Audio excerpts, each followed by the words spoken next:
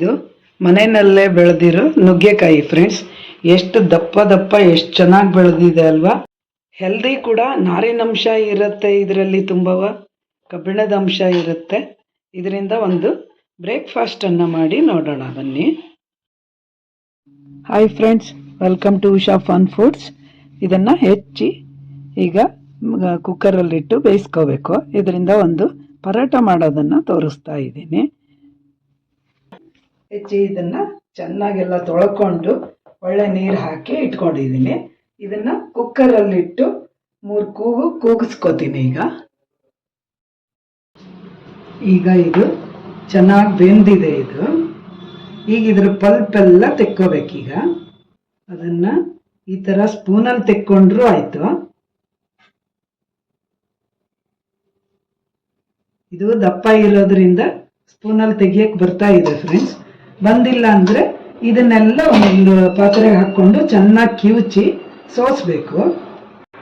ಈ ಥರ ಎಲ್ಲ ಕಿವುಚಿ, ಇದು ಸ್ವಲ್ಪ ಬಿಸಿ ಇದೆ ಅದಕ್ಕೆ ಇದರಲ್ಲಿ ಮಾಡ್ತಾ ಇದ್ದೀನಿ, ಸ್ಪೂನಲ್ಲಿ. ಕೈಯಲ್ಲಿ ಮಾಡಿದ್ರೆ ಚೆನ್ನಾಗಿರುತ್ತೆ. ಇದರಲ್ಲಿ ತುಂಬ ನಾರಿನಂಶ ಇರೋದ್ರಿಂದ ಕಾನ್ಸ್ಟಿಪೇಷನ್ ಇರೋರಿಗೆಲ್ಲ ಒಳ್ಳೆಯದು ಇದು.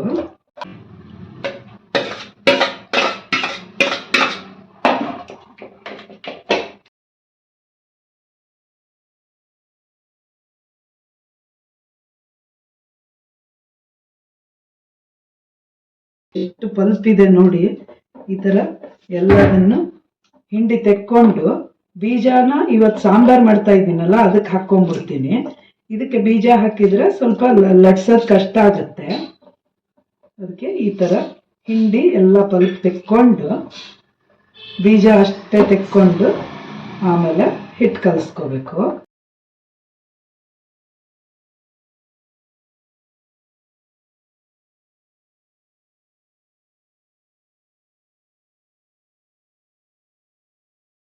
ಈ ಥರ ಕೈಯಲ್ಲಿ ಹಿಂಡಿ ತೆಕ್ಕೊಳ್ಳೋದು ಚೆನ್ನಾಗಾಗುತ್ತೆ.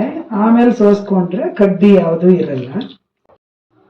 ಒಂದು ಮಿಕ್ಸಿ ಪಾತ್ರೆಗೆ 1 ಮುಷ್ಟಿ ಕೊತ್ತಂಬರಿ ಸೊಪ್ಪನ್ನು ಹಾಕಿ ನೀರು ಹಾಕಿ ಸ್ವಲ್ಪ ಮಿಕ್ಸಿ ಮಾಡ್ಕೊಂಡಿದ್ದೀನಿ. ಈಗ ಇದಕ್ಕೆ ಶುಂಠಿ ತುರಿದಿರೋದನ್ನು ಹಾಕೋತಾ ಇದ್ದೀನಿ. 2 ಹಸಿಮೆಣಸಿನ್ಕಾಯನ್ನು ಹಾಕಿದ್ದೀನಿ. ಸ್ವಲ್ಪ ಓಂಕಾಳನ್ನು ಹಾಕಿದ್ದೀನಿ.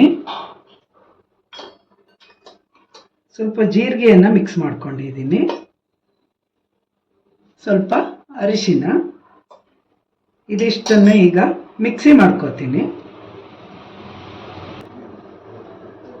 ಮುಂಚೆ ಒಂಚೂರು ಸೋಸಿಟ್ಕೊಂಡಿದ್ನಲ್ಲ ಅದೇ ನೀರನ್ನು ಹಾಕಿ ಮಿಕ್ಸಿ ಮಾಡ್ಕೊಂಡಿದ್ದೀನಿ ಫ್ರೆಂಡ್ಸ್.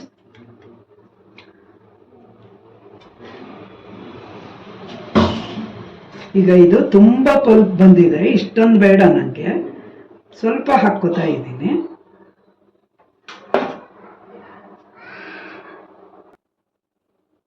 ಸ್ವಲ್ಪ ಮಿಕ್ಸಿ ತೊಳೆದ ನೀರನ್ನು ಮಿಕ್ಸ್ ಮಾಡ್ಕೊಂಡಿದ್ದೀನಿ. ಈಗ ಇದಕ್ಕೆ ರುಚಿಗೆ ತಕ್ಕಷ್ಟು ಉಪ್ಪನ್ನು ಹಾಕೋತಾ ಇದ್ದೀನಿ.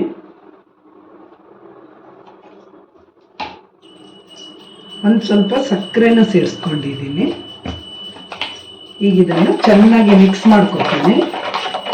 ಮಿಕ್ಸ್ ಆದಮೇಲೆ ಇದಕ್ಕೆ ಗೋಧಿ ಹಿಟ್ಟನ್ನು ತಗೊಂಡಿದ್ದೀನಿ. ಗೋಧಿ ಹಿಟ್ಟನ್ನು ಮಿಕ್ಸ್ ಮಾಡಿ ಚಪಾತಿ ಹಿಟ್ಟಿನ ಥರ ಕಲಿಸ್ಕೋಬೇಕು.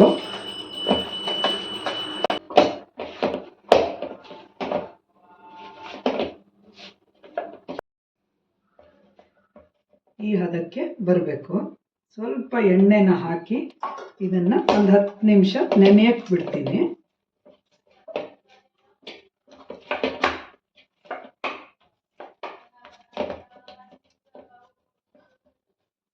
ಇದನ್ನ ಫುಲ್ ಕವರ್ ಮಾಡಿಟ್ಟು ಒಂದು 10 ನಿಮಿಷ ಬಿಡಬೇಕು.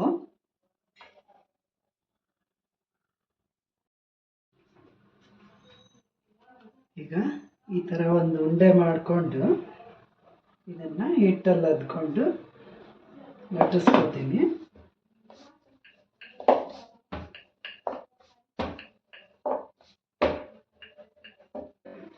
ಇದು ಈ ಥರ ತುಪ್ಪ ಹಚ್ಕೋಬೇಕು. ತುಪ್ಪ ಹಚ್ಚಿ ಸ್ವಲ್ಪ ಹಿಟ್ಟನ್ನು ಉದುರಿಸ್ಕೊಂಡು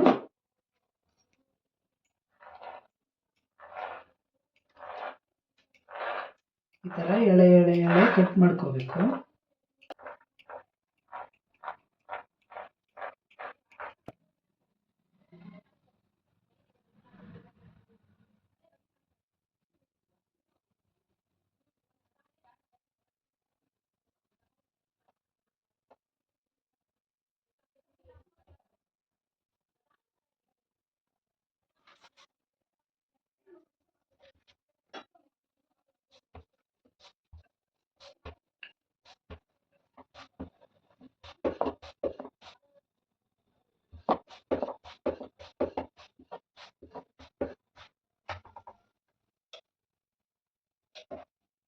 ಸ್ವಲ್ಪ ತುಪ್ಪ ಹಾಕಿ ಬೇಯಿಸಬೇಕಿದನ್ನ.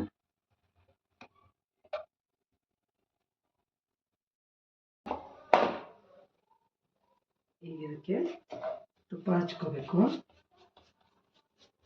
ಇದನ್ನ ಪೋಟ್ಲಿ ಥರ ಮಾಡಿ ತೋರಿಸ್ತೀನಿ.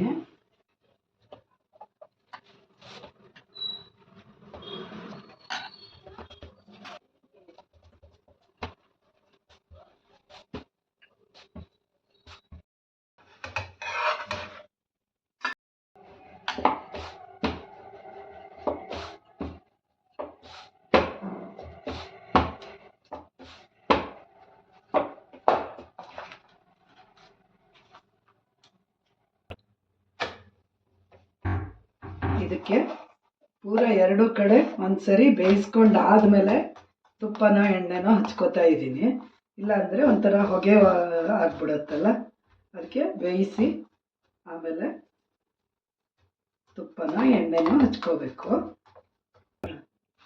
ಇದಕ್ಕೆ ಈಗ ಮೇಲಿಂದ ಚೂರು ತುಪ್ಪ ಹಚ್ಕೋತಾ ಇದ್ದೀನಿ. ಎಣ್ಣೆ ಬೇಕಾದ್ರೂ ಹಚ್ಕೋಬೋದು.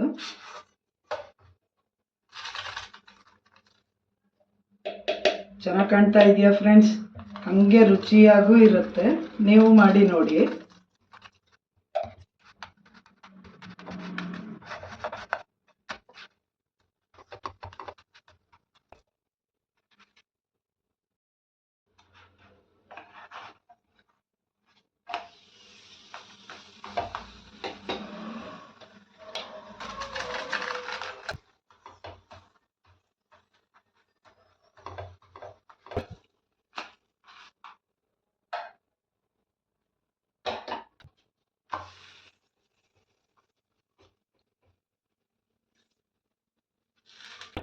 ಎಣ್ಣೆ ತುಪ್ಪ ಏನು ಹಚ್ಕೊಳ್ದೆ ಈ ಥರ ರೊಟ್ಟಿ ಥರ ಮಾಡಿಕೊಂಡ್ರು ಚೆನ್ನಾಗಿರುತ್ತೆ ಪುಲ್ಕದಂಗೆ.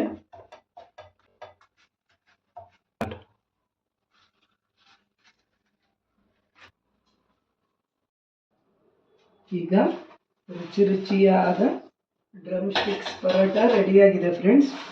ಇದು ಈ ಥರ ಪದರ ಪದರ ಆಗಿ ಬಂದಿದೆ. ಆಮೇಲೆ ಇದು ಪೋಟ್ಲಿ ಥರ ಬಂದಿದೆ. ಯಾವ ಥರ ಬೇಕಾದರೂ ಮಾಡ್ಕೋಬೋದು. ಇದು ಅಷ್ಟೇ ಸಾಫ್ಟಾಗಿರುತ್ತೆ ಫ್ರೆಂಡ್ಸ್. ಇದು ಏನೂ ಹಾಕ್ದಿರ, ಎಣ್ಣೆ ಎಲ್ಲ ತುಪ್ಪ ಏನೂ ಹಾಕ್ದಿರ ಬೇಯಿಸಿದ್ದೀನಿ. ಇದು ಪುಲ್ಕ ಥರ ಆಗುತ್ತೆ. ಯಾರೆಲ್ಲ ನನ್ನ ಚಾನಲ್ಗೆ ಸಬ್ಸ್ಕ್ರೈಬ್ ಮಾಡಿಲ್ವೋ ಸಬ್ಸ್ಕ್ರೈಬ್ ಮಾಡಿ, ಲೈಕ್ ಮಾಡಿ, ಶೇರ್ ಮಾಡಿ. ಇದಕ್ಕೆ ನಂಚ್ಕೊಳ್ಳೋಕ್ಕೆಲ್ಲ ಏನೋ ಬೇಕಾಗಲ್ಲ. ಬೇಕು ಅಂದರೆ ಚಟ್ನಿ ಪುಡಿನೋ ಬೆಣ್ಣೆನೋ ಆಮೇಲೆ ಈ ಥರ ಸೈಡಲ್ಲಿ ಈರುಳ್ಳಿ ಇಟ್ಕೊಂಡು ತಿನ್ಬೋದು. ರುಚಿ ರುಚಿಯಾದ ನುಗ್ಗೆಕಾಯಿ ಪರೋಟ ರೆಡಿಯಾಗಿದೆ ಫ್ರೆಂಡ್ಸ್. ನೀವು ಮಾಡಿ ನೋಡಿ. ಆರೋಗ್ಯವಾಗಿರಿ. Thank you for watching. Bye bye.